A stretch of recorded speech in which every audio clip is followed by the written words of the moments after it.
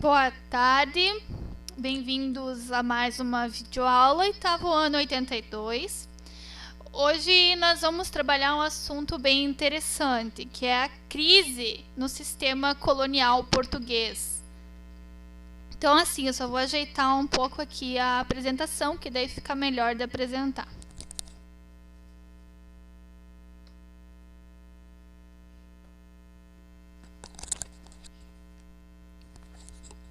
Vamos continuar.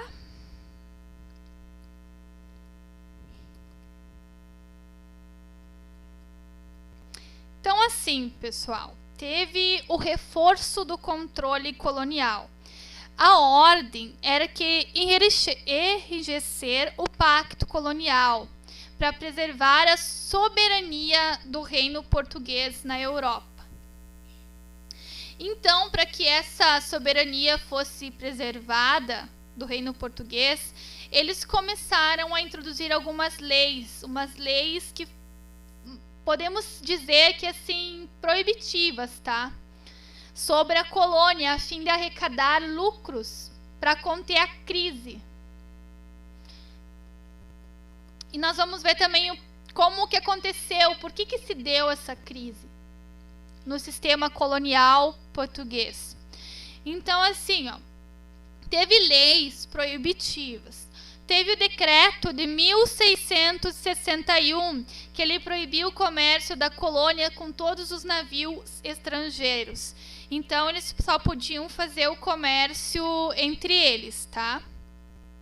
Em 1684, determinou-se que os navios vindos da colônia só podiam ancorar em portos portugueses, eles não podiam ancorar em outros portos, tá? Aí teve restrições que aumentaram cada vez mais com a lei de 1711, que os navios estrangeiros só podiam vir para o Brasil em frotas que fossem oficiais, tá? Aí começou a ter a fiscalização sobre a colônia americana, tá? Aumentou com Sebastião José de Carvalho e Melo e depois teve o futuro Marquês de Pombal, que foi secretário de Estado dos domínios ultramarinos do rei Dom José I, entre 1750 a 1777. Agora a gente vai ver algumas medidas que foi adotada por Sebastião José de Carvalho e Melo, que foi o futuro Marquês de Pombal, tá? O Marquês de Pombal, ele queria modernizar o reino português, ele queria ampliar a participação de Portugal nos comércios externos, tá? Ele queria aumentar o lucro de Portugal, ele estimulou as manufaturas do reino, reduziu a liberdade comercial que os colonos tinham, aumentou os impostos em todo o reino português, tá? Criou companhias de comércio que tinham monopólio de navegação. Aí depois começou a Era Pombalina, tá? Que coincidiu com o início da mineração no Brasil. Daí eles deram uma certa atenção a Minas Gerais, tá? E as medidas para aumentar o fluxo de ouro nos cofres portugueses. Eles exploraram bastante Minas Gerais na questão da mineração para aumentar os ganhos, os lucros para Portugal.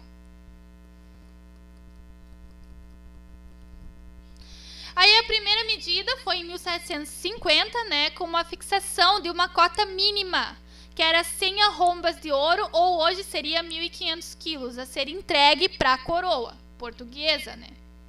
Explorando muito o Brasil. Então, eles forçavam os colonos a cumprir uma meta, né? Pombal instituiu a derrama, que era o confisco de bens de ouro, até eles completarem a cota exigida pela coroa.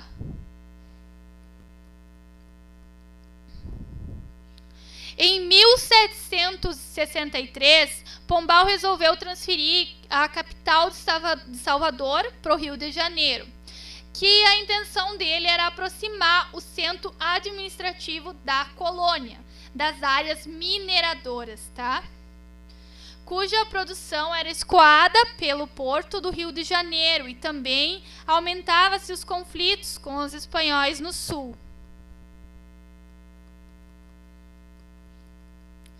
Até que a medida pombalina mais radical ela foi decretada em 1759. Porque essa medida de 1759, ela decretava a expulsão dos jesuítas do território português. Então, o ministro ele procurou fortalecer o Estado português, expulsando os jesuítas e a Companhia de Jesus, que a Companhia de Jesus ela incentivava a resistência dos indígenas contra Portugal na Amazônia, no sul e no sul da colônia, né?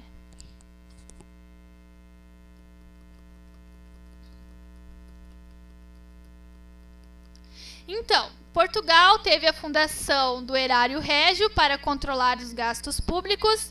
Depois teve criação de novas companhias de comércio para aumentar o fluxo mercantil entre a colônia e a metrópole. Depois teve a reforma educacional, que era acabar com o controle clerical, né, sobre o ensino. E na América, era a instituição de novos impostos sobre a produção aurífera, a transferência da capital de Salvador para o Rio de Janeiro, como a gente já viu, e a expulsão dos jesuítas.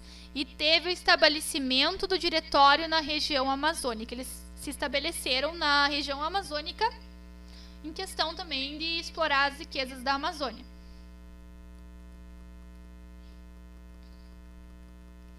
A crise portuguesa ela já tinha começado no século XVIII. Ela começou no século XVIII.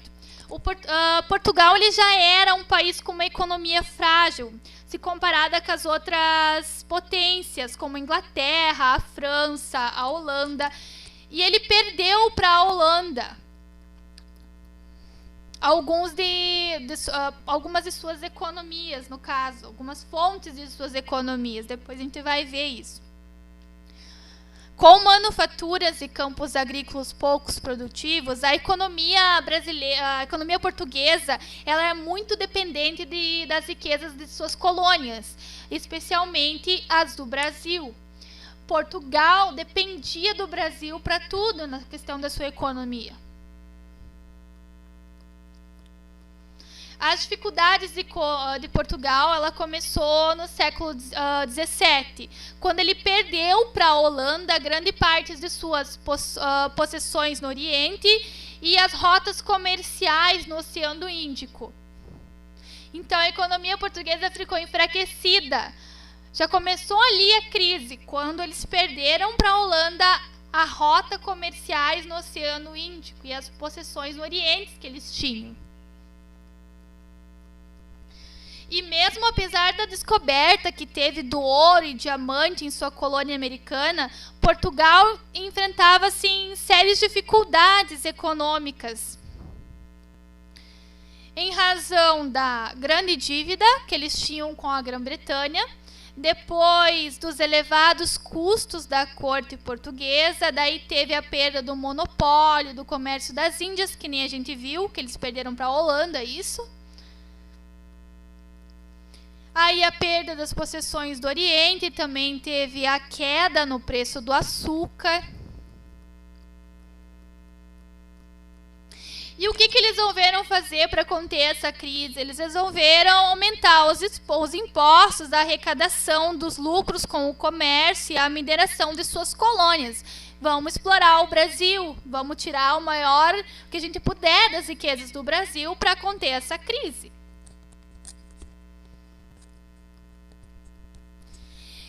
Então, eles estavam lucrando um pouco menos com a exploração colonial e o desenvolvimento econômico era bastante devasado, tá, em relação às outras potências. Então, o reino português ele fez uma aliança com a Inglaterra para conseguir sobreviver às grandes guerras, às disputas políticas e econômicas. E os estudiosos portugueses do século XVIII já alertavam sobre a necessidade de Portugal modernizar sua colônia e libertar-se da dependência externa. como demonstra o trecho a seguir, escrito no final da década de 1780.